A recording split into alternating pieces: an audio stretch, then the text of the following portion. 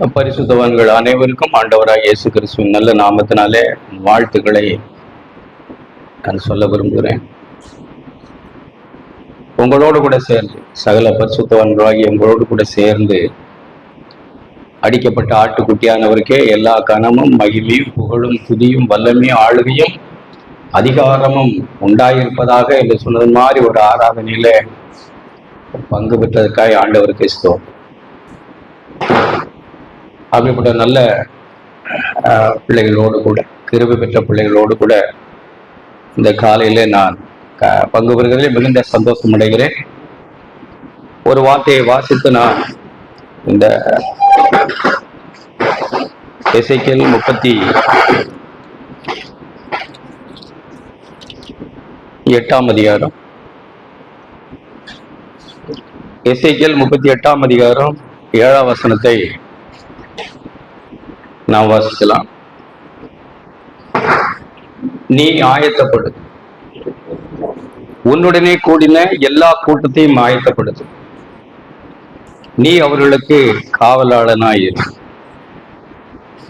அநேக வருஷங்களுக்கு முன்ன ஆண்டவர் என்ற உள்ளத்துல உணர்த்தின ஒரு வார்த்தை. முதல்ல நான் ஆயத்தப்படும், அதுக்கு பிறகு எதுவுமே. அநேக நேரங்கள்ல நாம் மறக்கிற ஒரு விஷயம் நம்மை பற்றி. ஊழிய செய்ய வந்துட்டோம், நல்லது. அநேகரை நீதிக்குட்படுத்துகிறவர்கள்.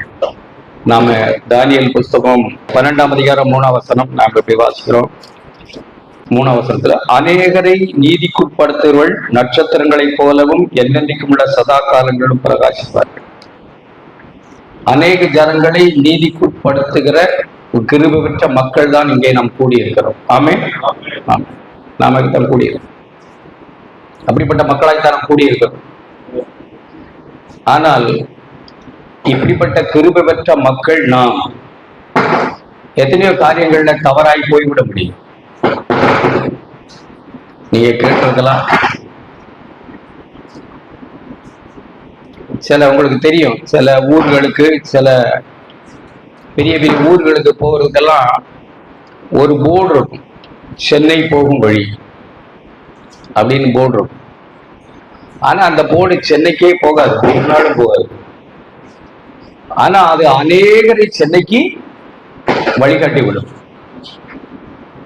அதுபோல இப்படிப்பட்ட கிருபை பெற்ற மக்களாகிய நாம் அநேகரை நீதிக்குட்படுத்தி, அது யார் சொன்னாலும் கர்த்தருடைய வசனம் வல்லமை உள்ளது, நாம் தான் சொல்லணும் இல்லை.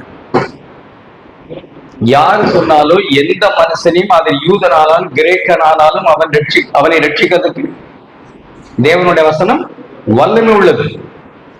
அப்ப அது யார் சொன்னாலும் நாம் அல்ல, அந்த வார்த்தை வல்லமை உள்ளது, அது மனுஷனை ரட்சிக்கும். அப்ப நான் ஒரு கை காட்டி போர்டு போல, ஒரு திசை காட்டி போல நான் நின்று கொண்டு அநேகரை சொல்லலாம், அநேகருக்கு சொல்லலாம். நம்முடைய அனுபவங்கள் நமக்கு இருக்கும். அப்படி நீங்க எப்படி யோசிச்சிருக்கீங்களா? உங்களோட பாஸ்டர்னு சொல்லுவாங்கல்ல, பாஸ்டர் நீங்க சொன்ன வார்த்தை அப்படியே நான் கேட்டு கீழ்ப்படிஞ்சு ஆசீர்வதிக்கப்பட்டேன்னு சொல்லுவாங்க. ஆனந்தம், சந்தோஷம். ஆனா அது நம்மளை என்ன செய்துங்கிறதா நமக்கு ரொம்ப முக்கியம். அநேக ஜனங்கள் ஆசீர்வதிக்கப்பட்டிருக்கிறார்கள், மனம் திரும்பி இருக்கிறார்கள், அவர்கள் தங்கள் பாவங்களை விட்டிருக்கிறார்கள், அவர்கள் புத்தி தெளிந்திருக்கிறது, அவர்கள் வழிகள் மாற்றப்பட்டிருக்கிறது. அதே வார்த்தையை சொன்ன நம்முடைய வாழ்க்கை என்னவா மாறி இருக்கு அப்படின்னு நம்ம சிந்திக்காம அநேக நேரங்கள் இருந்து போகிறோம். அதை நாம் சிந்திக்கணும். அப்போஸ்தலன்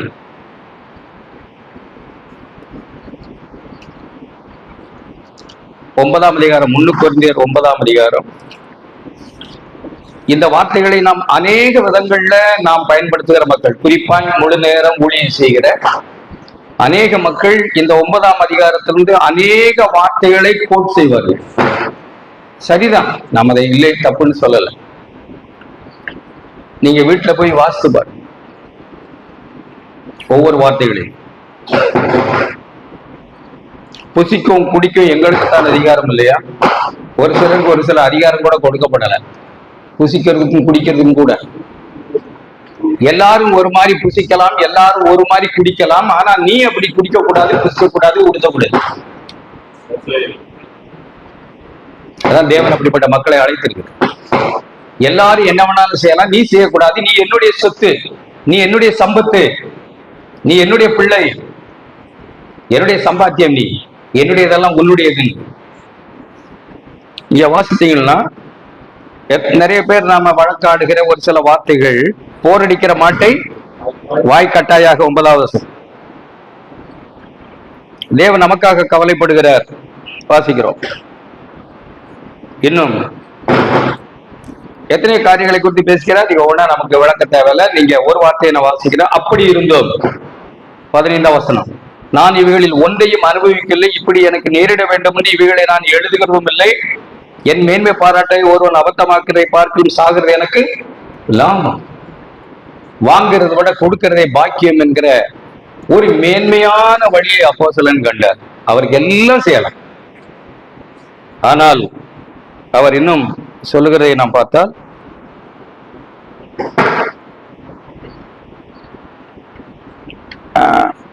பலவீனரை ஆதாயப்படுத்திக் கொள்ளும்படிக்கு நான் பலவீனரை போனோமானேன். இன்னும் தீமோத்தேயு புத்தகத்துல சொல்றார், ஒருத்தருடைய வஸ்திரத்தையாவது ஒன்றை நான் என்ன செய்யல, இச்சிக்கல. நான் சொல்ல வர கருத்து இது இல்லை, நீ இதெல்லாம் செய்யக்கூடாது அப்படின்னு சொல்றதுக்காக நான் வரல. இவ்வளவெல்லாம் மேன்மையான வழியை தெரிந்து கொண்டு வாழ்ந்த அப்போஸ்தலனாகிய பவுல் சுவிசேஷத்தில் உடன் பங்காளியாக இருக்கும்படி இத நிமித்தமே அப்படி செய்கிறேன், பலவீனருக்கு எப்படி ஆகிலும் சிலரை ஆதாயம் பண்ணும்படிக்கு. 22வது வசனம். எப்படியாவது கொஞ்சம் பேரை ஆதாயம் பண்ணும். நாய் வேஷம் போட்டு நாய் வேஷம் போட்டு கொலைக்கிறோம்.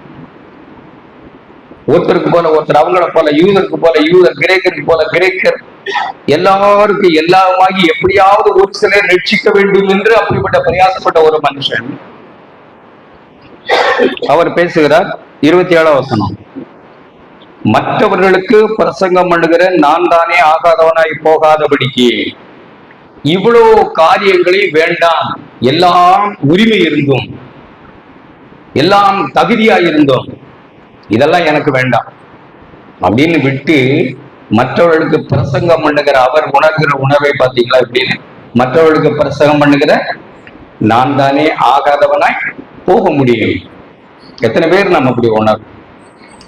மற்றவர்களுக்கு நான் பிரசங்கம் பண்ணுகிற நான் தானே ஆகாதவனாய் போயிருவேன் என்கிறதுனால பாலி இச்சை பண ஆசைக்கு விலகி ஓடி என்ன சொல்லுகிறார், போகாதபடிக்கு என் சரீரத்தை ஒடுக்கி என் சரீரம் என்னமெல்லாம் செய்ய வேண்டும் என்று நினைக்கிறதோ அதை செய்யாதபடி, என் தேவன் என்ன செய்ய விரும்புகிறாரோ அதற்கெல்லாம் என் சரீரத்தை ஒடுக்கி நான் கீழ்ப்படுத்தி நான் என்னென்ன பேசணுமோ அதையெல்லாம் பேச. நானும் உங்களை மாதிரி கர்த்தருடைய பிள்ளையா இருந்த ஊழியத்தை செய்கிறவன் தான். எல்லாருக்கும் சோதனை இருக்கு. நம்ம என்னெல்லாம் பேசணும்ங்கிறதெல்லாம் பேச, என்ன பேசணுங்கிறதை பேசும்படிக்கு தேவன் நம்மை நாவை அடக்கணும். தேவன் இப்படிப்பட்ட ஒரு வாழ்வை நமக்கு அருளிச்சேனும். அப்படி இல்லைன்னா மற்றவர்களுக்கு பிரசங்கம் பண்ணுகிற நான் தானே ஆகாதவனாய் போய் விடுவேன். அப்போஸ்தலனாகிய பேதுரு பேசுகிறத பாருங்க. இவைகள்லாம் கொஞ்சம் படிக்கிறதுக்கு கஷ்டமா இருந்தாலும் அவைகளை நாம் அலட்சியமாய் விட்டு விடாமல் அவைகளை கொஞ்சம் வாசிக்கிறோம். அப்போஸ்தலனாகிய பேதுரு நமக்கு புத்தி சொல்கிறதை பாரு. அவர் என்ன பேசுகிறார்னா, 2 பேதுரு 2ஆம் அதிகாரம். ஒரு சில மக்களை பற்றி அவர் 2ஆம் அதிகாரத்திலிருந்தே பேசி வருகிற முதல் வசனத்திலிருந்தே நமக்கு தெரியும். நாம் படிச்சோம்னா அநேக மக்களை குறித்து அவர் பேசிக்கிட்டே வருகிறார். அவருடைய காரியங்கள் எப்படியா இருக்குதுன்னு சொல்லுகிறார். 19ஆம் வசனம். தாங்களே கேட்டுக்க அடிமைகளாய் இருந்தும் மற்றவர்களுக்கு சுயாதீனத்தை வாக்குத்தத்தம் பண்ணுகிறார்கள். நாம் இவர்களை சிந்திக்காம போயிடுறோம். சில நேரங்கள்ல நாம் உணர்வுடைந்த தாசம் மற்றவர்களுக்கு பெரிய விடுதலையின் செய்தியையும், மற்றவர்களுக்கு ரட்சிப்பையும், மற்றவர்களுக்கு பாவ மன்னிப்பையும், மற்றவர்களுக்கு மன்னிக்கணும், அன்பா இருக்கணும், பொறுமையா இருக்கணும், தாழ்மையா இருக்கணும் எல்லாம் சொல்லுகிற மனுஷர்களாக இருக்கிற ஊழியர்கள் தாங்களே அந்த கேட்டுக்கு அடிமைகளாயிருக்கிறார். சுயாதீனத்தை, விடுதலையை பிறருக்கு வாக்கு பண்ணுறவர்களாக இருக்கிறார். ஆண்டவரே, நான் அப்படி இருக்கேன்னா உண்மையாவே நான் எந்த பாவத்துக்கு அடிமையா இருக்கிறேன்? பணத்துக்கா, மனுஷருடைய கணத்துக்கா, இந்த உலகத்துல எந்த மேன்மை? எத்தனையோ மேன்மை மேன்மை மேன்மையெல்லாம் விட்டுக்கிட்டு நான் இங்க வந்தேன். எதெல்லாம் மேன்மைன்னு நான் சொல்லிக்கிட்டு இருந்தா அதெல்லாம் நான் வேண்டாம் வேண்டாம் வேண்டாம்னு விட்டுட்டு நான் இங்க வந்து இங்க எதையோ ஒரு மேன்மையை தேடிக்கிட்டு நான் உட்கார்ந்துருக்கேனே. தேவனே, என் மேல கிருபையா இருந்து நான் எதனால் ஜெயிக்கப்பட்டிருக்கிறேன்? ஒரு காலத்துல நான் எத்தனையோ காரியங்கள்னால், பாவங்கள்னால், மனுஷருடைய கணத்தினால், மரியாதையினால், பண ஆசையினால், எத்தனையோ காரியங்கள்னால் நான் ஜெயிக்கப்பட்டிருந்தேன். இப்ப நான் ரட்சிக்கப்பட்டேன், மனம் திரும்பினேன், ஆண்டவர் என்னை கிருபையாக அழைத்தார், அவருடைய ஊழியத்துக்கு அழைத்தார்னு சொல்ற சந்தோஷம். கர்த்தருக்கு ஸ்தோத்திரம். அநேகர் இல்லை, நாம் இருக்கிறதுக்காக ஆண்டவருக்கு ஸ்தோத்திரம். இந்த அழைப்பை ஏற்று தேவனுக்கு ஊழியம் செய்ய வந்தவர்கள் கொஞ்சம் பேர்லே நாமும் ஒருவர். அதற்காக கர்த்தருக்கு ஸ்தோத்திரம். ஆனாலும் நாம் இங்கே வந்த பிறகு எதனால் ஜெயிக்கப்பட்டிருக்கிறோம்? தேவனுடைய தெய்வீக சுபாவத்தினால் நாம் ஜெயமற்றவர்களாக இருந்தால் அதுக்கு நாம் அடிமையா இருக்கிறோம். தேவனுக்கு அடிமை எதற்கு? நாம் ரோமர்ல நாம் வாசிக்கிறோம். நாம் எதற்கு நம்மை அடிமைகளாக ஒப்புக் கொடுக்கிறோம்? அதற்கே நாம் அடிமையா இருக்கிறோம். இங்க வந்து நான் எதுக்கு அடிமையா இருக்கிறேன்? இது ஒரு ஊழியர் செய்கிற மக்களை அல்ல சபைக்கு வருகிற மக்களை பற்றி பேசுகிற பகுதி தான். நான் எதற்கு அடிமையா இருக்கிறேன்? ஆண்டவரே, எனக்கு அப்படிப்பட்ட காரியங்களை எனக்கு சொல்லுங்க. நான் எதுக்கு அடிமையா இருக்கிறேன்னு சொல்ல. மற்றவர்களுக்கு பிரசங்கம் பண்ணுகிற நான் தானே முதல்ல நான் ஆயத்தமாகணும். இல்ல, தேவன் வரப்போகிறார். நானே ஆயத்தமா இல்லாம நானே ஒரு சைன் போர்டு மாதிரி, ஒரு கைகாட்டி மாதிரி இருந்து கொண்டு அநேகரை நீதிக்கு உட்படுத்தி விட்டு நான் ஆகாதவனாய் கள்ளப்படும் காலம் வந்தால் ஐயோ, அது எவ்வளவு பெரிய மோசம். ஒருவேளை ஆச்சரியம் இருக்கலாம் நமக்கு ஒரு காலங்கள்ல. நிச்சயத்துல நாம எதையெல்லாம் பெரிய பெரிய மனுஷர்கள் நினைச்சு நம் அவர்களை தலையில தூக்கி வச்சு ஆடணுமோ, அதை நான் என்ன அர்த்தத்துல சொல்றேன்னா, நம்ம மேன்மையாய் நினைச்சோமோ அப்படிப்பட்ட மனுஷர்கள் ஒரு நாள்ல தேவனுடைய பார்வையில இல்லாமல் இருக்கலாம், சின்னவர்களாக இருக்கலாம். நீங்க லூக்கா எழுதின சுவிசேஷம் ஒரு வார்த்தையை வாசித்து பாருங்க. நமக்கு ஆண்டவர் 16ஆம் அதிகாரம் 15ஆம் வசனம். நமக்கு எல்லாருக்கும் அபாயம். நான் இப்படிப்பட்ட அபாயத்துல உணர்ந்தவனாகத்தான் நான் உங்களுக்கு சொல்றேன். என்னமெல்லாமோ மேன்மை என்று விட்டுட்டு வந்தோம். சிலர் வேலையை விட்டுருப்போம், நல்ல வேலையை விட்டுட்டு வந்தோம்னு சொல்றோம், நல்லது. ஆனால் இங்கே வந்து ஆண்டவருக்கு என்று வேலை செய்ய வந்து இங்க வந்து என்ன சொல்ற? 15ஆம் வசனம், 16 லூக்கா 16:15. அவர்களை நோக்கி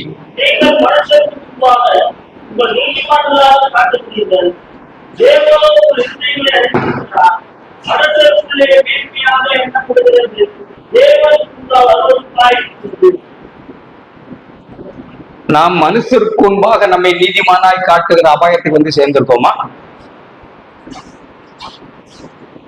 மனுஷருக்கு முன்பாக தான் நம்ம நீதிமானா இருக்கிறோமா, அல்லது தேவனுக்கு முன்பாகவா? அல்லது நம்முடைய சுய நீதியா அல்லது தேவ நீதியா நம்மகிட்ட இருக்கிறது? கிறிஸ்துவின் நீதியா நம்முடைய நீதியா? நான் அதை செய்யல, இதை செய்யல, இதை விட்டேன், அதை விட்டேன், அப்படியா? அந்த நீதியா? தேவனோ உங்கள் இருதயங்களை அறிந்திருக்கிறார். நம்ம அநேக நேரங்கள்ல மனுஷர்கள், சபையில் இருக்க விசுவாசிகளுக்கு உங்க இருதயத்தை தேவன் அறிந்திருக்கிறார் அப்படி இப்படிலாம் அடிச்சு உடைச்சு தாட் போட்டுன்னு பேசுவோம். நானும் பேசின ஆளு இல்லைன்னு. ஆனா தேவன் நம்முடைய இருதயத்தை அறிந்திருக்கிறார் நமக்கு தெரியுமா? இங்க பேசுறது யாருக்கு?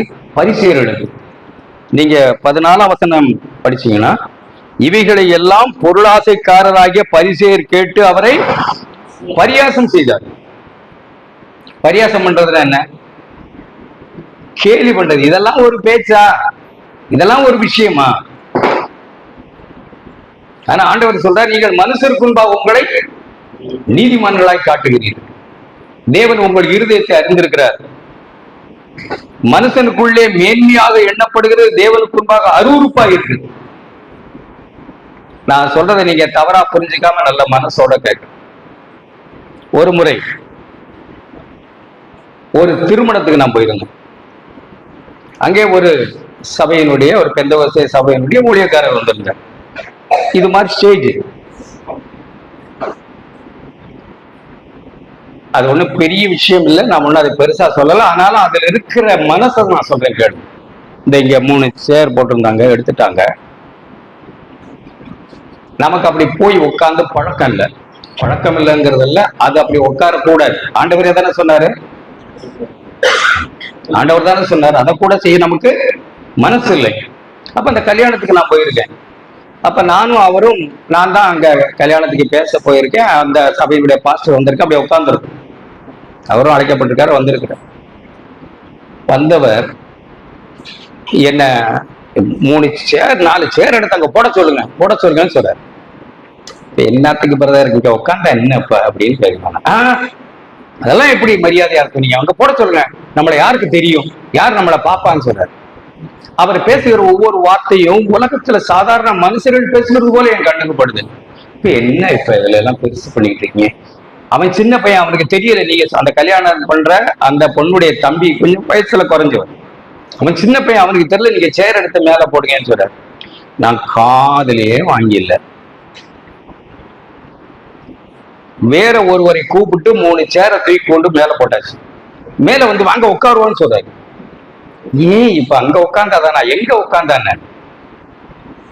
எனக்கு அப்பதான் பட்டது, இவ்வளவாய் நம்ம மேன்மையா காரியங்களை யோசிக்கிறோம். இந்த 1.5 அடி மேல உட்கார்றதுல என்ன இருக்குது? நம்ம சாதாரணமா நினைக்கிறோம் நம்ம வீழ்ச்சி விட்ட மாம்சம் அவ்வளவு மோசமானது. 1.5 அடி உயரத்துல உட்கார்றதுல என்ன இருக்கு? இப்ப என்ன விட்டார் இல்ல, சரி என்ன செய்யறது, சரி வாங்க போய் உட்காரோன்னு உட்கார்ந்துட்டோம். நான் மிகைப்படுத்தி சொல்லல, உங்களை தப்பா சொல்லல, நான் பார்த்தத சொல்றேன். நம்முடைய மாம்சம் பொல்லாதது, நம்முடைய மாம்சம் அவ்வளவு கேடானது.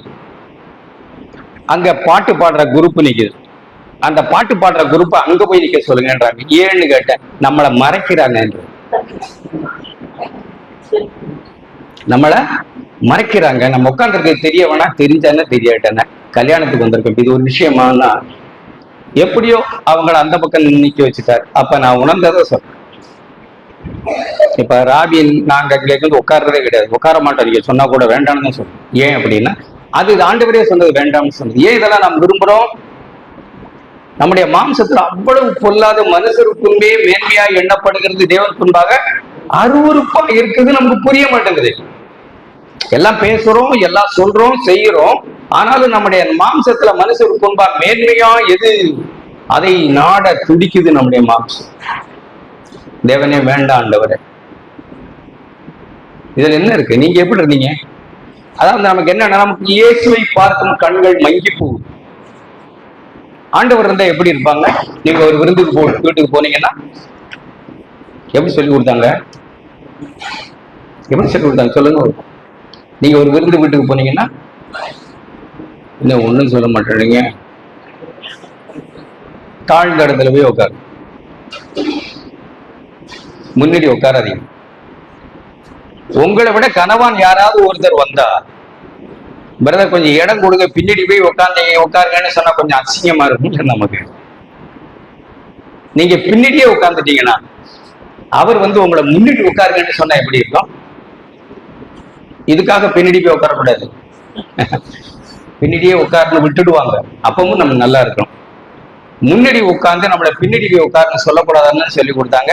நமக்கு இதெல்லாம் ஆண்டவரை பற்றி சிந்திக்கவோ, ஆண்டவருடைய வார்த்தைகளை பற்றி சிந்திக்கவோ நம்ம யோசிக்கிறது இல்லை. நமக்குன்னு ஒரு போங்கு இருக்கு, நமக்குன்னு ஒரு புரிதல் இருக்கு. நாம என்னத்தையெல்லாமே விட்டுட்டு வந்தவர்கள்னு ஒரு நினைப்பு நமக்கு இருக்கு.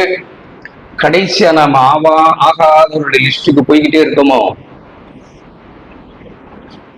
என்னை தள்ளி என் வார்த்தைகளை ஏற்றுக்கொள்ளாதவனை நியாயம் தீர்க்கிறது ஒன்று இருக்கிறது. என்னது? நான் சொல்லிய வசனமே அவனை கடைசி நாளில் நியாயம் தானே இப்படி சொன்னேன். அப்ப நான் ஆகாதவனை போகக்கூடாது ஆண்டவரே, ஆகிறதுக்கு வந்தாள் நான்.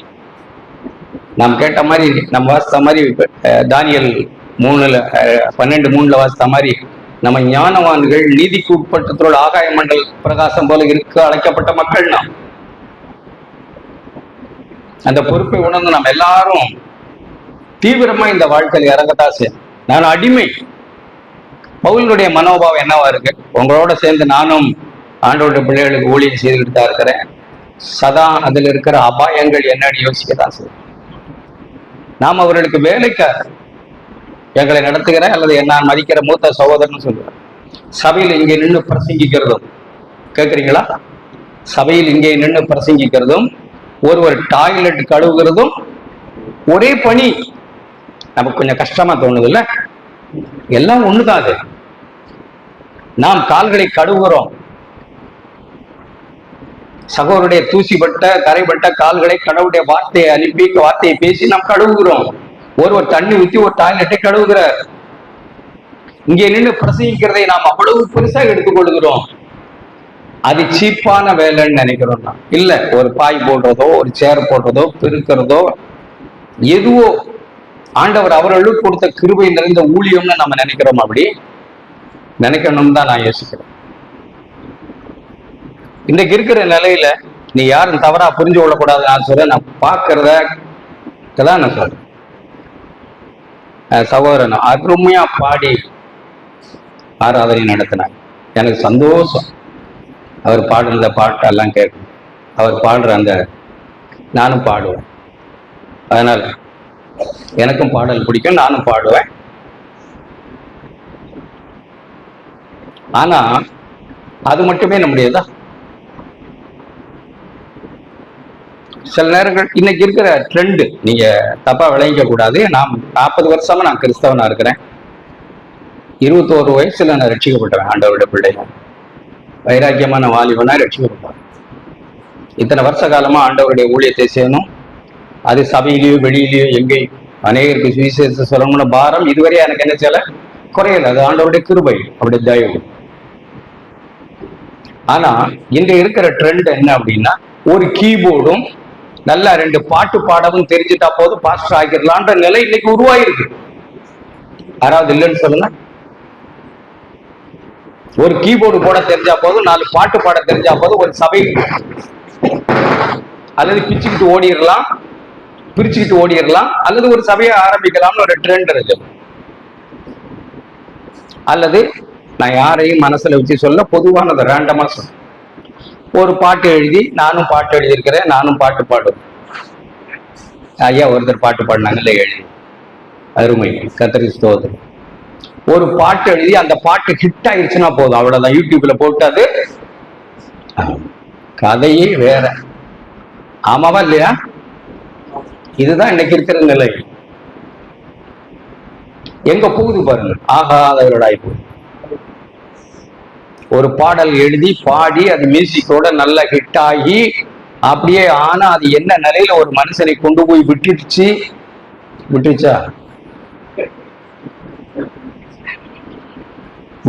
விட்டுற போகுது. நாம் எவ்வளவு கவனம் உள்ளவளா இருக்கணும். மனுஷருக்குண்டா எவ்வளவு மேன்மைகளை தேடுவோம்.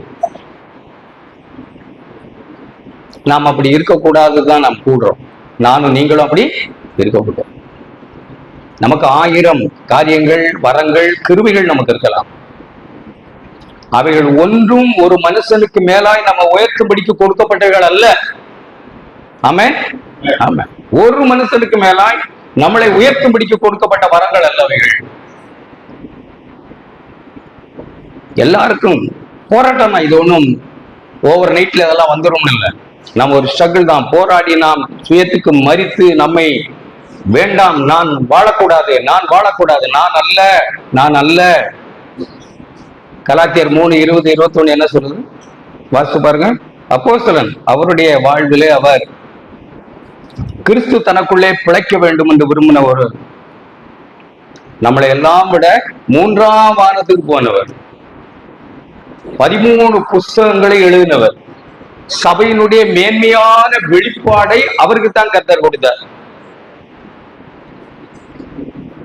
இன்னைக்கு வழக்கு பண்ணிக்கிட்டு இருக்காங்க, தெரியாதெல்லாம் பேசிக்கொண்டு. பவுல் கல்யாணமானாரா, அவர் மனைவியை பற்றி புருஷனை பற்றி பேசுகிறார், பிள்ளைகளை பற்றி பேசுகிறார், பிள்ளைகளை வளர்க்கறதை பற்றி பேசுகிறார்.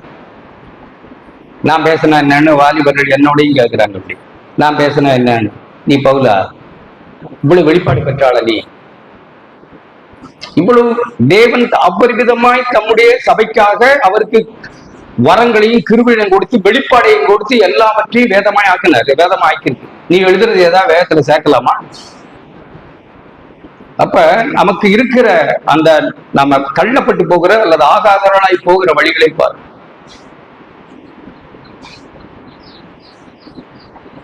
தேவனே அப்படி ஆகக்கூடாது. இவ்வளவு உயர்வு பெற்ற வரப்பெற்ற மனுஷர்கள் அவங்க எப்படி இருந்தாங்க? வரங்களை பற்றி கலாத்தியர் புஸ்தகம் கலாத்தியர் பவுல் எப்படி தொடர்ந்து என்ன யோசிச்சுட்டே இருக்காரு. 19ஆம் வசனத்துல தேவனுக்கென்று பிழைக்க முடியும்னா, நாம் எல்லாம் தேவனுக்கென்று மனுஷர்களுக்கென்று வாழப்படி வந்தவள் அல்ல, நாம் தேவனுக்கென்று பிழைக்க வந்த மக்கள். ஆமென். நம்மளாம் தேவனுக்கென்று பிழைக்க வந்த மக்கள். அதற்காக பவுல் பேசுகிறார். 20ஆம் வசனம், கிறிஸ்துவுடனே கூட சிலுவையில் அறையப்பட்டேன். இந்த மகிமையான வல்லமையான இந்த செய்தியை ரோமர் 6:6 அப்போஸ்தலனுக்கு தான் வெளிப்படுத்தப்பட்டது. நாம் பாவத்துக்கு இனி ஊழியம் செய்யாதபடிக்கு நம்முடைய பழைய மனுஷன் அவரோடு கூட சிலுவையில் அறையப்பட்டதென்று அறிந்திருக்கிறீர்களே. நம்முடைய பழைய மனுஷன் அவரோடு கூட சிலுவையில் அறையப்பட்டது. 2 கள்ளர்கள் நடுவில் இயேசு சிலுவையில் அறையப்பட்டிருந்தார். இயேசுவோடு கூட 1000 அவரால் முன்குறிக்கப்பட்ட மக்களுடைய மாம்சமும் அல்லது அவருடைய பழைய மனுஷனும் அவரோடு கூட 1000 ஜனங்களுடைய பழைய மனுஷன் அவரோடு கூட சிலுவையில் அறையப்பட்டது. பாவத்துக்கு ஊழியம் செய்யாதபடி நாம் தெரிந்து கொள்ளப்பட்ட மக்கள், அழைக்கப்பட்ட மக்கள், கிறிஸ்துவுக்குள் உலக தோற்றத்துக்கு முன்னே தெரிந்து கொள்ளப்பட்ட மக்கள், அவரை விசுவாசித்த மக்களுடைய எல்லாருடைய பழைய மனுஷன் அவரோடு கூட சிலுவையில் அறையப்பட்டது. பவுல் அதைத்தான் சொல்றார், கிறிஸ்துவுடனே கூட சிலுவையில் அறையப்பட்டேன், ஆயினும் பிழைத்திருக்கிறேன். இனி நான் அல்ல. என்ன சொல்லுகிறார்?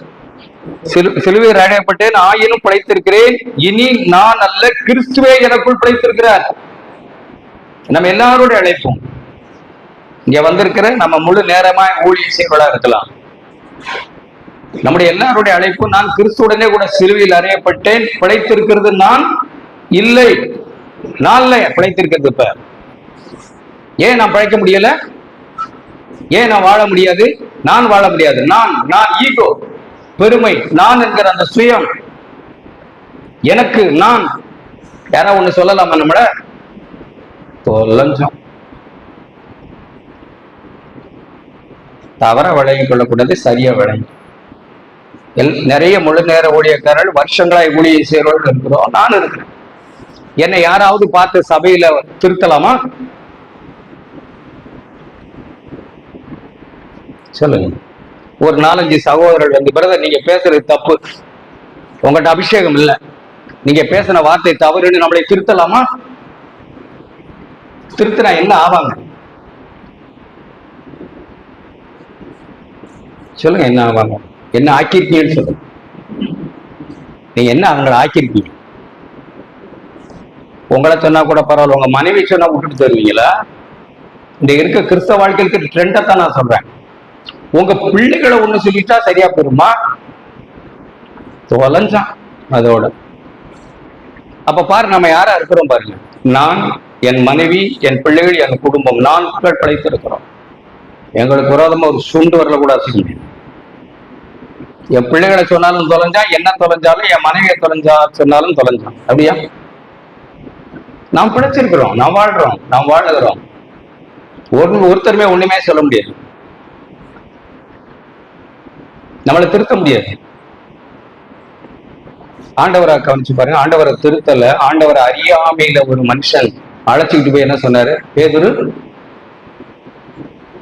என்ன இப்படி மௌனமா இருக்கீங்க, ஏதாவது டென்ஷனா சொல்றேன்னா? இல்ல, அழைச்சிட்டு போய் என்ன சொன்னாரு? ஆண்டவரே, இனிமே இதெல்லாம் உங்களுக்கு இனிமே இப்படிலாம் நான் நேரிடக்கூடாது.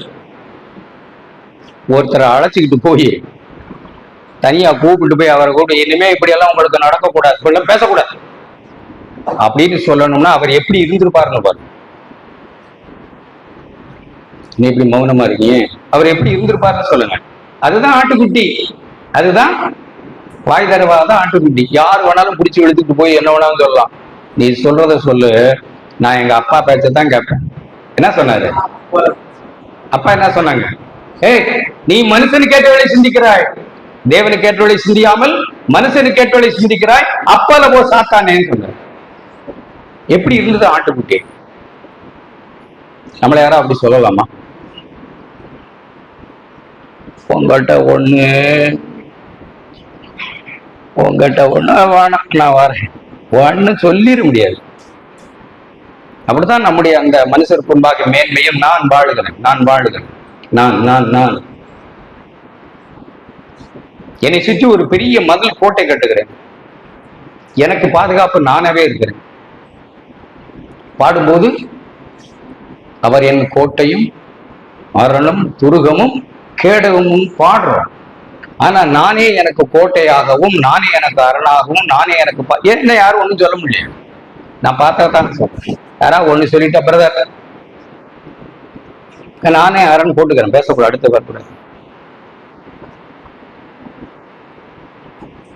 தேவனே இப்படிப்பட்ட எல்லாத்தையும் உடைச்சு, நான் அல்ல கிறிஸ்துவே எனக்குள் பிழைத்திருக்கிறார், நான் இப்பொழுது மாம்சத்தில் பிழைத்திருக்கிறதோ என்னில் அன்பு ஊர்ந்து எனக்காக தம்மை தாமே ஒப்பு கொடுத்த தேவனுடைய குமாரனை பற்றி விசுவாசத்தினாலே நான் பிழைச்சிருக்கிறேன். நான் இல்ல, நம்ம எல்லாரும் சொல்லணும், பரவாயில்ல இப்ப குறைவா இருந்தா பரவாயில்ல, நீங்களும் நானும்.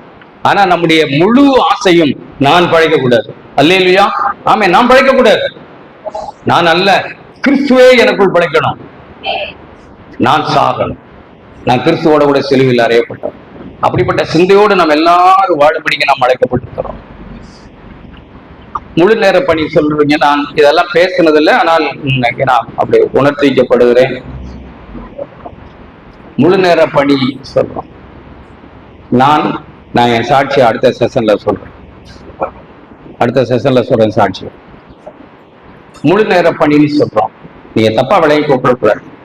நான் நிறைய ஆண்டு காலம் ஒரு இடத்துல வேலை செஞ்சுக்கிட்டு தான் ஊழியத்தை உங்க சிந்தைக்காக ஒண்ணு சொல்றேன், சிந்திக்கிறதுக்காக, உங்களோட தவறாக்குறதுக்காக இல்ல. முழு நேர பணின்னு சொல்றோம், நல்லது. ஒரு சகோதரன் வடநாட்டுல, ஆந்திராவில், அவர் முழு நேர பணிக்கு தேவன் தன்னை அழைத்தார். வேலையெல்லாம் விட்டுட்டு அவர் முழு நேர பணிக்காக வந்துட்டாராங்க. வந்து முழு நேர பணியை செய்ய வந்திருக்கிறார் அந்த கிராமத்துல, அந்த ஜனங்கள் மத்தியில. நீங்க யாரும் தவறா புரிஞ்சு கொள்ளக்கூடாது, என்னோட கருத்தை நீங்க உள் வாங்கி. வந்த உடனே ஜனங்கள் எல்லாம் காலையில இருந்து சாயங்காலம் வரைக்கும் வேலைக்கு போயிடுவாங்க. ஜனங்கள் எல்லாம் காலையில வேலைக்கு போயிட்டு சாயங்காலம் தான் வருவாங்க. இப்படி தேவனால் அழைக்கப்பட்ட அவர், தேவன் அவருக்கு ஒரு உணர்வை கொடுக்கிறார். சரி, காலையில இருந்து சாயங்காலம் வரைக்கும் என்ன செய்ய போறோம்? நாம சும்மா தானே இருப்போம். யார்கிட்ட பேசி? கல்லுகிட்டியா, ஜன்னல்கிட்ட பேசிட்டு முடியும்? இல்ல. சரி, நாமும் இவங்களோட வேலைக்கு போவோமே. நாமும் இவங்களோட வேலைக்கு போய் கல்லு பறக்கிறதோ, மண்ணு வெட்டுறதோ, எப்படியோ ஏதோ என்ன வேலையோ வித்தரல. நாமும் வேலைக்கு போவோமே. வேலைக்கு போய் நாமும் சம்பாதித்து இல்லாதவங்களுக்கு கொடுத்து சாயங்காலம் தானே வீட்டுக்கு வருவாங்க எல்லாரும். சாயங்காலம் வந்து சமைச்சு சாப்பிட்டு அவங்க ஓய்வு எல்லாம் ஆகணும்ல. அப்பதானே ஒரு பிரேயர்னா கூட நடத்த முடியும். அப்ப இவங்களோட நானும் வேலைக்கு போறேன், வேலைக்கு போய் சம்பாதிக்கிறேன். சம்பாதிச்சு கொண்டு வந்து நான் எனக்காகவும் கூட இருக்கவங்களுக்காகவும் சம்பாதித்து சுமை சுமத்தாம இந்த ஜனங்களுக்கு சுவிசேஷத்தை சாயங்கால நேரங்கள்ல சொல்லலாம் அப்படின்னா அவர்களுக்கு எவ்வளவு நம்பிக்கை வந்திருக்கும். நம்ம மாதிரிதான் வேலை செய்யறாரு, நம்ம மாதிரிதான் சம்பாதிக்கிறாரு, ஆனா நம்ம மாதிரி வாழலையே. புரியுதா நான் சொல்றது? நம்மள மாதிரிதான் சம்பாதிக்கிறாரு, நம்மள மாதிரிதான் சம்பளம் வாங்குறாரு, ஆனா நம்மள மாதிரி வாழலையே, நம்மள மாதிரி குடும்பம் நடத்தலையே. எவ்வளவு நம்பிக்கை அவர்களுக்கு வரும். அப்போஸ்தலர் அப்படி உற்று கவனித்து பாருங்க. அப்போஸ்தலர் நடவடிக்கைகள் 20ஆம் அதிகாரம். தயவு செய்து நான் சொல்றதை நீங்க தவறான கருத்தோட பார்க்காம சரியான மனோபாவத்துல இந்த தேசத்துக்கு, இந்த கிராமங்களுக்கு ஊழியம் செய்ய நம்ம அழைத்த தேவன். அவர்களுக்கு பாரமா இருக்கிறேன்னா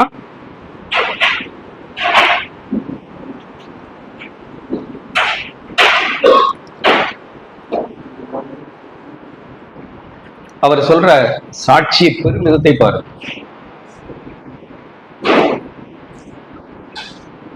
தேவனால் அழைக்கப்பட்ட ஒரு மனுஷன், முழு நேரமா அழைக்கப்பட்ட ஒரு மனுஷன், முழுசும் கர்த்தருக்கென்றே வேறு பிரிந்த ஒரு மனுஷன். அவர் சொல்றத பாரு.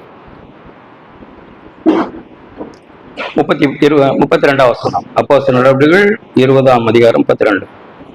நீங்கள் பக்தி விருத்தி அடையவும் பரிசுத்தமாக்கப்பட்ட அனைவருக்குள்ளும் உங்களுக்குள் சுதந்திரத்தை கொடுக்கவும் வல்லவராயிருக்கிற தேவனுக்கும் அவருடைய கிருபையுள்ள வசனத்துக்கும் உங்களை ஒப்புக் கொடுக்கிறேன். ஒருவனுடைய வெள்ளி ஆகிலும் பொன்னை ஆகிலும் வஸ்திரத்தை ஆகிலும் நான் இச்சிக்கவில்லை. நீங்கள் அறிந்திருக்கிறபடி எனக்கும் என்னுடனே கூட இருந்தவர்களுக்கும் வேண்டியவர்களுக்காக இந்த கைகளே வேலை செய்தது. இப்படி வேலை செய்து தவற எடுத்துக்காதீங்க. நம்ம மேன்மையான வேலையை நோக்கி போய் கொண்டிருக்கிறோம். ஆமே, எத்தனை பேர் மேன்மையான வேலையை நோக்கி போய் கொண்டிருக்கிறோம்? நீ வேலை செய்ய சொல்றேன்னு நினைச்சிடக்கூடாது. அப்படி சொல்ல, நம்முடைய மேன்மையான எண்ணங்களை முதல்ல பாருங்க. முதல்ல எண்ணங்களை பாருங்க, அப்புறம் செயல் அதை அப்புறம் யோசிக்கணும். இப்படி பிரயாசப்பட்டு பலவீனரை தாங்கவும். பிரயாசப்பட்டு யார் பலவீனர்? இல்லாதவங்க. இல்லாதவங்க, வறுமையில் இருக்கிறவங்க, வியாதி உள்ளவர்கள், குறைச்சல் உள்ளவர்கள், அவர்களை தாங்கணும் இல்ல? அப்படி சபையில் இருக்காங்களா இல்லையா? பலவீனரை தாங்கவும் வாங்குகிறதை பார்க்கலும் கொடுக்கிறதே பாக்கியம் என்று கர்த்தராகி இயேசு சொன்ன வார்த்தைகளை நினைக்க வேண்டும் என்று எல்லா விதத்திலும் உங்களுக்கு காண்பித்தேன். இன்னும் தீமோத்தேயு புத்தகத்தில் அப்படி அவர் இன்னும் தெளிவாய் பேசுகிறார். சப்ப ஆண்டவரே, இந்த உம்முடைய நாமம் மகிமைப்படும். நானும் இவர்களில் ஒருவனாய், இந்த ஜனங்களில் ஒருவனாய் என்னை அடையாளப்படுத்திக் கொள்ள எனக்கு உதவி செய்யும். ஆண்டவர் தம்மை அப்படி அடையாளப்படுத்தினாரா? ஆண்டவர் தம்மை அடையாளப்படுத்தினார். நம்மில் ஒருவராய் ஞானஸ்நானம் எடுக்க வந்தாங்க. ஞானஸ்நானம் கொடுக்கிறது யாரு? யோவான் ஸ்நானன். ஆண்டவர் எங்க வந்து நின்னாங்க? லைன்ல. அந்த லைன்ல முன்னாடி நின்னவங்க எல்லாம் யாரு?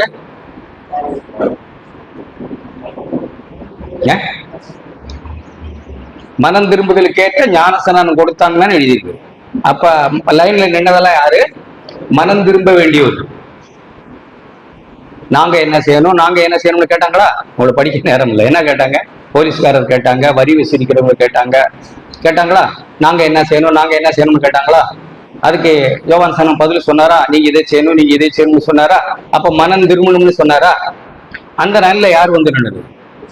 அவர் என்ன மனம் திரும்பணும்? அவர் தம்மை நம்மோட அடையாளப்படுத்தினாரா? உங்களில் ஒருவன், உங்களில் நான் ஒருவன். இப்படி இடம் கொடு யோவான், இப்படி இடம் கொடு. இப்படி எல்லா நீதி நிறைவேற்றுவது நமக்கு இதாவுக்கு ஏற்றதா இருக்கு. இப்ப இடம் கொடு. பரவாயில்ல, முன்னாடி நிற்கிறவங்க தவறா புரிஞ்சு இப்படி என்ன பாவம் செய்திருப்பாரோ நினைச்சிட்டு போட்டு, அதனால என்ன? நீ என்ன சொல்ற? உங்க பாதரட்சியை வாரை அவுக்கிறதுக்குன்னா பார்க்கிறனல்ல, இதோ உலகத்தின் பாவத்தை சுமந்து இருக்கிற தேவ ஆட்டுக்குட்டி, அவர் மேல் வந்து பரிசுத்த ஆவியானவர் இறங்குவார். அவர் தான் தேவகுமாரன். ஆனா அவர் நம்ம தம்மை அடையாளப்படுத்தினது எப்படி? பரிசுத்தவான்களுடைய இல்ல, பாவிகளோடு அவருடைய கல்லறை, ரெண்டு பக்கம் கள்ளர்கள், அவர்கள் நடுவில் அவருடைய சிலுவை. அவர் ஞானஸ்நானம் எடுத்தது நாம் நம்மோடு கூட மரிக்கிறேன் என்று அவர் அடையாளப்படுத்தினார். நாம ஞானஸ்நானம் ஏன் எடுக்கிறோம்? எப்படி இருக்கு? பாவத்துக்கு செத்து நீதிக்கு பிழைக்க, அவருடைய மரணத்துக்கு ஒப்பாய், மரணத்துக்கு உள்ளாய், மரணத்துல நாம் அடையாளப்படுத்துகிறோம். நாமும் அவர் ஒண்ணுன்னு அவர் நம்மோடு கூட தம்மை அடையாளப்படுத்துகிறார். நானும் நீங்களும் ஒண்ணு. அப்படின்னா நீங்க பாவம் செஞ்சாம நான் பாவம் செய்ய அர்த்தம் இல்லை. அந்த அர்த்தத்தில் இல்லை. நீங்கள் என் சகோதரர், நீங்கள் என் சகோதரர் என்று சொல்ல அவர் எபிரேயர் புத்தகத்தில் எப்படி இருக்கு? வெட்கப்படவில்லை இவர்கள் என் யாரை பார்த்து? நம்மள சகோதரர்னு சொல்ற. யாரை பார்த்து? ஐயோப்பா, நம்மள அவருக்கு சகோதரர். வெட்கப்படலும் எழுதியிருக்கா இல்லையா? அப்படின்னா வெட்கப்பட வேண்டியவர்களை வெட்கப்படாமல் இவர்கள் என் சகோதரனும் சகோதரின்னு சொல்லி அடையாளப்படுத்தின ஆண்டவர். அப்ப நாமும் அநேகருக்கு நம்மை அவர்களில் ஒருவராய் அடையாளப்படுத்ததான் நம்ம அழைக்கப்பட்டோம். அத தேவன் உங்களுக்கு செய்யற மாதிரி செய்.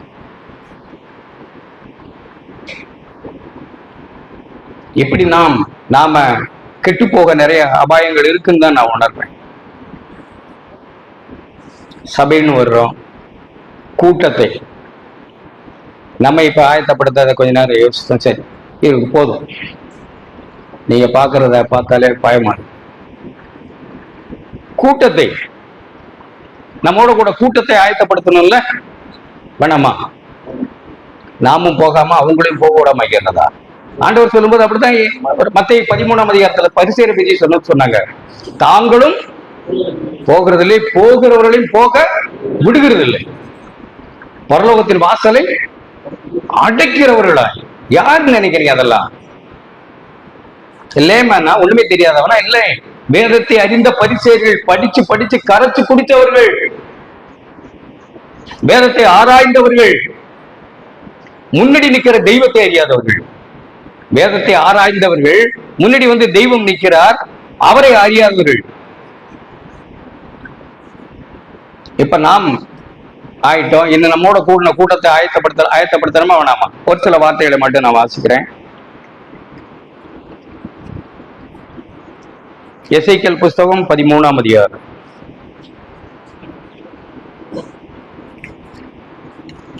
நிறைய நேரங்கள்ல உங்களுக்கும் எனக்கும் அப்படிப்பட்ட அபாயம் இருக்கு. 10ஆம் வசனத்திலிருந்து 12ஆம் வசனம் வரைக்கும் படி. இப்ப பாருங்க, நமக்கு இருக்கிற அபாயம் தான் ஊழியம் செய்கிறவர்கள். நமக்கு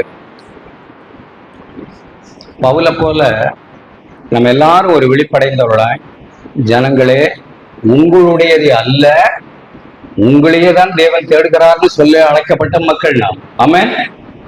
இன்னொன்னு சொல்ல மாட்டேன்றீங்க. உங்களுடையதே அல்ல,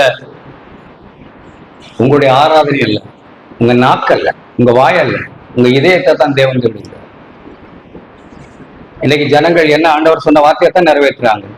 அவர்கள் உதடுகளினால் என்னிடத்தில் அன்பு கூர்ந்து உள்ளமும் தூரமா இருக்கு. இன்னைக்கு நிறைய கிறிஸ்துவனுடைய வாழ்வு அப்படிதான். அப்படிப்பட்ட ஜனங்களைத்தான் நம்ம ஆதாயம் பண்ணிட்டு இருக்கோமா? இங்கே அவர் பேசுகிற வார்த்தை, சமாதானம் இல்லாதிருந்தும். யாருக்கு? சபை நடத்துறோம் அப்படின்னு சொல்லு. தீர்க்கதரிசிகளை பற்றி பேசுகிற வார்த்தை தான் அது. சமாதானம் இல்லாதிருந்தும் சமாதானம் சமாதானம் என்று சொல்லி அவர்களின் ஜனத்தை மோசம் போக்குகிறார்கள். அவர்கள் கட்டுகிறது மண் சுவரை வைக்கிறார்கள், இதோ மற்றவர்கள் சாரமில்லாத சாந்தை அதற்கு பூசுகிறார்கள். உள்ளே சமாதானம் இல்லை. குடும்பத்துல புருஷ மனைவி சமாதானம் அல்ல, பிள்ளைகள் நல்லபடியா இல்ல, பண விஷயங்கள் நல்ல அல்ல, எத்தனையோ விஷயங்கள்ல உள்ள கொந்தளிக்கிற கடல் போல இருக்கு. இரும நம்மளவர்களாய் நிலையற்றவர்களாய் இருக்கிற ஜனங்கள், உதடுகளை தேவனுக்கு கொடுத்து உள்ளத்தை தூரமா வைக்கிற ஜனங்கள். நீங்க என்ன கேட்கறீங்க? காசு தானே, இந்தாங்க குடிச்சிட்டு ஆளை விடு. எவ்வளவு வேணும்? 10ல் 1 தானே, தப்பா எடுத்துக்காதீங்க. 10ல் 1 தான், இந்த புடி 90 எனக்கு கொடு, நான் என் இஷ்டப்படி வாழட்டும். இவர் என்ன நினைக்கிறாரு? நான் என்ன நினைக்கிறேன்? இவருங்கிறத விட அப்பாடா 10 வந்ததே பாக்கியம். அப்படியா? ஐயோ என்னத்துக்குது? உன்னுடையது இல்ல, புடி கையில. எனக்கு தெரிஞ்ச ஒரு சகோதரர் நிறைய வருஷங்களுக்கு முன்னாடி, அவர் கொஞ்சம் மனநிலையும் நல்லா இல்ல, அவருடைய வாழ்வும் நல்லா இல்ல. 10,000 ரூபாய், அப்ப நிறைய வருஷங்களுக்கு முன்னாடி, நான் நிறைய பணம், இப்ப அது 10,000 ரூபாய் காணிக்க பணத்தை போட்டார். எனக்கு அவர் போட்டாருன்னு தெரிஞ்சிருச்சு எனக்கு. அப்ப நான் அந்த பணத்தை எடுத்துக்கொண்டு பிரதர் வச்சுக்கோங்க, வேண்டாம் நீ வச்சுக்க, முதல்ல உங்களை கொடுங்க, உங்க காணிக்க அப்புறம் பார்ப்போம், முதல்ல உங்களை கொடுங்க. உங்களுடைய தேவன் தேடல, உங்களைத்தான் தேவன் தேடுகிறார். உங்களுடைய இருதயம், கண்கள், நாக்கு, காது, உங்களுடைய சரீரம் ஜீவ பலியா அவருக்கு ஒப்பு கொடுக்க வேண்டும் ஆண்டவர் விரும்புகிறார். தவிர ஏதோ பணத்தை கொடுத்தா அவர் திருப்தி பண்ண மாட்டேன், கையிலே கொண்டு நான் கொடுத்துட்டு வந்துட்டேன். காணிக்கப்பட்டில போட்டதை எப்படி நீ கொண்டு கொடுத்தேன்னு தானே கேட்கறீங்க, அதுக்கு நான் கணக்கு கொடுத்துக்கிறேன். அந்த ஆத்மாவுக்கு கணக்கு கொடுக்கணும்ல. அப்ப சமாதானம் இல்லாதிருந்தும் சமாதானம் சமாதானம் என்று சொல்லி மேற்பூச்சா ஜனங்களை பூச பார்க்கிறோம். நாம் அப்படி பூசுறீங்க. எவ்வளவு அழைப்பை பெற்று வந்தோம், அநேக காரியங்களை விட்டு நாம் வந்தோம். கடைசியில ஜனங்கள் கைகளில் எவ்வளவு பார்க்கிறோம், ஜனங்களுக்கு அடிமையாக பார்க்கிறோம். இல்ல சமாதானம் இல்லைன்னா முதல்ல சமாதானம் இல்ல, குடும்பம் நல்லா இல்ல, உன் வாழ்க்கை சரியா இல்ல, தனிப்பட்ட வாழ்க்கை நல்லா இல்ல. சகோதரா, அதுதான் தேவனுக்கு தேவை. தேவனோடு மனுஷனோடு சமாதானமா இருக்கணும். துன்மார்க்கனுக்கு சமாதானம் இல்லைன்னு வேதம் சொல்லுது. நீ துன்மார்க்கமா இருந்தா உன் வாழ்க்கையில என்னதான் நீ ஆராதித்தாலும் உனக்கு சமாதானம் வராது. நீ ஒருவரை மன்னிக்காவிட்டால் உனக்கு என்ன சமாதானம் வராது. சிலுவை தேவனோடும் மனுஷன் தேவனோடு, தேவன் மனுஷனோடு, மனுஷன் மனுஷனோட தான் சொல்லுவேன். இது ரெண்டும் சரியில்லாத மனுஷர்களுக்கு மேற்பூச்சாய் நாம் எப்படி எழுதியிருக்கு, மண் சுவரை வைக்கிறான், இதோ மற்றவர்கள் சாரமில்லாத சாரத்தை அதற்கு பூசுகிறார்கள். 11 சாரமில்லாத சாரத்தை பூசுகிறவர்களை நோக்கி இது இடிந்து விடும் என்று சொல்லணுமா வேணாம்? இது இடிஞ்சு விடும். நீ ஆழமா அஸ்திவாரம் போட்டு வீடு கட்டலாம், அது இடியும். இன்னைக்கு இல்லைன்னா என்னைக்குனால மழை வரும், புயல் அடிக்கும், சோதனை வரும், பிரச்சனைகள் வரும். அன்றைக்கு நீ விழுந்து போவாய்.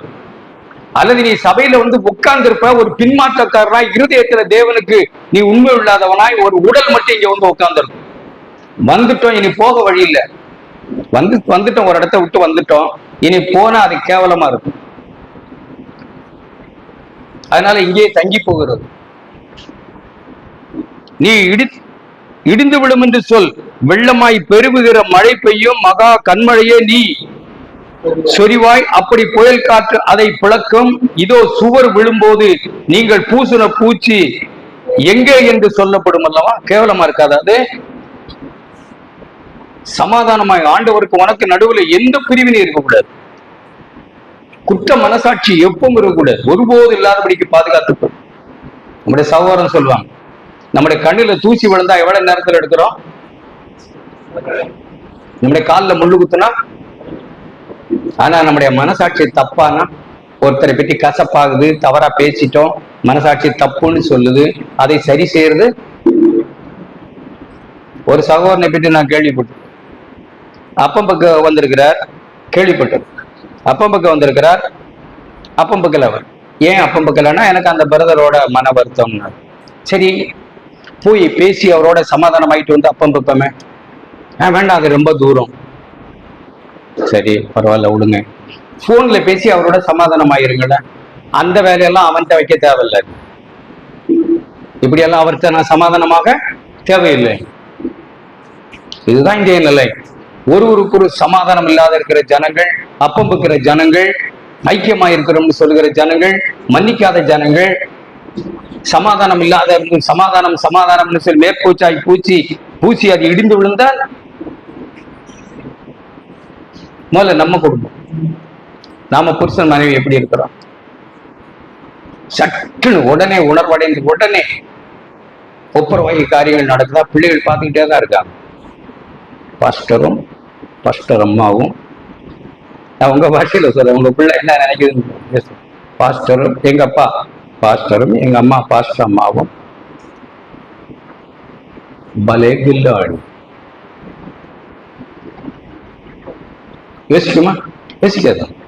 ஓ, இப்படியும் சபைக்கு போகலாம் போல, இப்படியும் பிரசங்கிக்கலாமோ, எப்படி வேணாலும் இருந்துகிட்டு. ஒரு சாட்சி சொல்றேங்க. என்னுடைய சின்ன வயசு ஞாபகம் வருது, அப்புறம் சொல்ல நினைச்சேன், பரவாயில்ல சொல்றேன், அது சொன்னா நல்லா இருக்கும். சின்ன வயசுனா 25 வயசுல எனக்கு ஒரு ஊழியக்காரர், நல்லா அவரும் சின்ன வயசு, அவர் 35 வயசு இருக்கும், எனக்கு 25 வயசு, 30 வயசு அல்லது 25 வயசு. அவர் நியூலி மேரீடு, திருமணமானவர். அவர் கொஞ்சம் கோபக்காரர் பாஸ்டர். சரி, கோபக்காரர், டென்ஷன் பெருவழி. ஒரு முறை, நிறைய சொல்றேன், நான் அப்புறம் சொல்றேன், இப்போ இதை மட்டும் சொல்றேன். ஒரு முறை நானும் அவரும் ஒரு இடத்துக்கு போனோம். அங்க கோச்சிட்டு வந்துட்டார் வீட்டுக்கு. போங்கட, நம்ம சொல்றதை கேட்க மாட்டானோ, நம்ம அவனும் சொல்றதை கேட்கதா? வாயா, ஏறல வண்டியில என்ன ஏத்திட்டு வந்துட்டார், என்னையும் சேர்த்து இழுத்துக்கிட்டு வீட்டுக்கு வந்து சேர்ந்துட்டோம். ஏய், பசிக்குது, சோறு போட்டுறாரு மனைவி கிட்ட. அங்க டென்ஷன். அங்க என்ன, இவர் ஒரு இடத்துக்கு போக சொன்னாரு, நம்ம இங்க போவோம்னு சொன்னாரு. 10 பேர்ட்ட ஊழியத்துக்கு போயிருக்கோம் நாங்க. ஊழியத்துக்கு போன இடத்துல இந்த பக்கம் போக வேண்டேன்னாரு. அவங்க நம்ம இந்த பக்கம் போவோம்னாங்க. என்ன கூப்பிட்டாரு, நான் சொல்றேன் இந்த பக்கம் போகணும்னா அவனும் அந்த பக்கம் வண்டியில ஏறான்னு வீட்டுக்கு கொண்டு வந்துட்டாரு. என்ன அவர் வீட்டுக்கு ஊழியமாவது ஒண்ணாவது, நான் சொல்றதை கேட்கணுமா வேணாமான்னாரு. சரின்ட்டு நம்ம என்ன செய்ய முடியும், சின்ன பையனாச்சு இல்ல, ஏறி உட்காந்து வீட்டுக்கு வந்துட்டேன். வீட்டுக்கு வந்தா சோறு போட்டுட்டாரு. அதை பத்தி நான் கல்யாணம் போய் சமைக்க தெரியாது போல, நமக்கு தெரியாது. சாப்பாடு குழஞ்சிருச்சு, சோறு என்ன வயமோ வச்சது, சாப்பாடு மட்டும் ஞாபகம் இருக்கு. கொடு சாப்பாடை வச்சுட்டு சாப்பாடை எடுத்தாரு. வந்திருக்கிறது ஒரு மாதிரி தானே, சூடா தானே வந்திருக்காரு. சாப்பாடு நான் கண்ணால பார்த்து உட்காந்து, அது அப்புறம் சொல்றேன், மற்ற வாய்ப்பு இருந்தா இதை மட்டும் சொல்லி போட்டு தட்டை எடுத்தாரு. விசிறினாரு பாருங்க, ஒரு பீச் அப்படி சல்லுன்னு சோறு தெரிச்சு செதறி போய் விழுது. அந்த பொண்ணு அப்படியே அப்படி விளையிட்டு சவுத்தல் அடிச்சு விழுந்து தட்டெல்லாம். அப்புறம் அங்க இருக்க தோணும் எனக்கு, சாமி நான் வர்றேன் சாமின்னு சொல்லாம கொள்ளாம நான் கிளம்பி வந்துட்டேன். இதுதான் நான் கண்டான். அப்படி இல்லாமல் இருந்தா ஸ்தோத்திரம். எனக்கு எப்படி இருந்திருக்கும் வாலிபனா இருந்த நாட்கள்ல, தெய்வமே என்னத்தை எல்லாமோ விட்டுட்டு எங்க எல்லாமோ வந்து கடைசியா புலிவாயில சீக்கிருக்கேன் சாமி இல்லையா? நாமே சமாதானம் அல்ல. மனைவி என்ன சாட்சி சொல்லுவாங்க, தங்க புருஷன்னா நீங்க சொல்லுங்க, எப்படி சாட்சி சொல்லுவாங்க? அவர் என்ன பேசுறாரு சபையில, நான் தானே கேட்டுட்டு இருக்கேன். அடுத்த வாரமும் அவர் தான் பேசுறாரு, வேற யாரும் புதுசா வந்திருக்காங்க, அவர் தான் பேசுறாரு. நான் என்ன கேட்கறது? கண்ணை மூடிக்கிட்டு ஆண்டவரே ஸ்தோத்திரம். நாம் எப்படி இருக்கோம்னு சிந்திச்சு, இதெல்லாம் இதை குறை சொல்றதுக்காகவோ மற்றவர்களை விமர்சிக்கிறதுக்காக நான் வரல. அப்ப இருந்த வேதனையும் தவிப்பும் அழுகையும் கண்ணீரும் எனக்கு இன்னைக்கு நினைச்சாலும், ஆண்டவரே உங்களுக்கு ஸ்தோத்திரம், என்னை பிடுங்கிறதுக்கு ஆச்சு. என்னை இப்படிப்பட்ட பொல்லாத வழிகள் இருந்தும் பொல்லாத ஊழியக்காரர்கள் மத்தியில் இருந்தும் எல்லாரும் அல்ல, கள்ள அப்போஸ்தலரும் கபடமுள்ள வேலையாட்களும் கையில் இருந்து என்னை விடுதலையாக்க ஸ்தோத்திரம் ஆண்டவரே, உங்களுக்கு நன்றி ஆண்டவரே. பிரியமான நாம் எப்படி ஜனங்களை இப்படி பார்க்கணும்? அவருடைய பணமா, அவருடைய ஸ்தோத்திரமா, அவருடைய மரியாதையா, அவர்களா? அவர்கள் தேவனுக்கு வேணுமா? அவருடைய என்ன வேணும் நமக்கு? உங்களைத்தான் தேவன் கொடுக்க, உங்களை தேவனுக்கு படைக்க சொல்லத்தான் என்னை அனுப்பியிருக்கேன். நான் அதுக்காகத்தான் வந்திருக்கேன். உங்களுடையது அல்ல, எனக்கு உங்களுடையது வேண்டாம். தேவனுக்கு நீங்க பிள்ளையா இருக்கணும், தேவனோடு இருக்கணும் அப்படின்னு ஜனங்களை நாம் ஆயத்தப்படுத்துகிறோமா? நிறைய சொல்லலாம், வாய்ப்பு இருந்தா அடுத்த முறை நாம் யோசிக்கிறோம். நாம எப்படி இருக்கிறோம்னு யோசிக்கிறோம். நம்மளோட கூடின கூட்டத்தை எப்படி ஆயத்தப்படுத்துவோம்? சமாதானம் இல்லாத இருக்கிற ஜனங்களை எப்படி சமாதானத்தை கொண்டு வருவோம்? தேவனோடு ஒப்புரவாகாத ஜனங்களை தேவனோடு நாம ஸ்தானாபதிகள் இல்லையா? நீங்களும் நானும் ஸ்தானாபதிகள் எழுதியிருக்கா? அந்த ஸ்தானாபதிகளை என்ன செய்யணும்னு எழுதியிருக்கு? ஒப்புரவாகும். யாரோடு? தேவனோடும் மனுஷனோடு ஒப்புரவாகும். அதுக்குத்தான் நம்ம அழைக்கப்பட்டோம். அப்படிப்பட்ட ஸ்தானாதிபதிகளா இருந்து தேவனுடைய ஜனங்களை நாம் ஆயத்தப்படுத்தி, நாம் ஆயத்தமாகி அவர்களுக்கு காவலாளா இருந்து இந்த வேலையை செய்ய நீங்களும் நானும் அழைக்கப்பட்டிருக்கிறோம். எவ்வளோ குறைவிட்டிருக்கேன் நான், எவ்வளோ குறைவா இருந்தவன். இப்பவும் என் குறைகளை நான் பார்க்கிறேன். அதை ஆண்டவர் நிறைவாக்குவார், நிச்சயமா நிறைவாக்கும். அவரை போலேயே இந்த வாழ்க்கையை வாழவும் இந்த ஊழியை செய்யவும் தேவன் என்னை மாற்றுவார்னு அதிக நம்பிக்கையாத்தான் நான் இங்க நிக்கிறேன். தைரியமா நிக்கிறேன். அவர் அதை செய்வார். இவ்வளவாய் வெளிச்சம் தந்து கிருபை தந்து நடத்துகிற தேவன் இனியும் நடத்துவார். கிருபை மேல் கிருபை தந்து நடத்துவார். அந்த நம்பிக்கையோடு தான் நான் நிற்கிறேன். கர்த்தர் உங்களையும் அப்படி ஆசீர்வதிப்பார். நம்ம எல்லாரும் ஆண்டவருக்கு வந்த பிள்ளைகள். அல்லேலூயா, அல்லேலூயா. பிரித்தெடுக்கப்பட்ட மக்கள், இருள் இருந்து பிரித்தெடுக்கப்பட்ட மக்கள், ஒளியின் இடத்துக்கு வந்த மக்கள், அவருடைய புண்ணியங்களை அறிவிக்கும்படிக்கு ராஜாக்களும் ஆசாரியர்களுமான மக்கள்னா, ஜனங்களுக்காய் பரிந்து பேச வந்த மக்கள்னா, நானே சரியில்லாமல் போனால் ஆண்டவரே இந்த ஜனங்கள் என்ன ஆகும், ஆடுகள் என்ன செய்யும்? என் மேல கிருபை ஆயிரும் ஆண்டவரே, நான் நல்லா இருக்கட்டும், என்னை வாழ வையும், அநேகரை நானும் வாழ வைக்கட்டும் என்று நம்மை அர்ப்பணிப்போம்.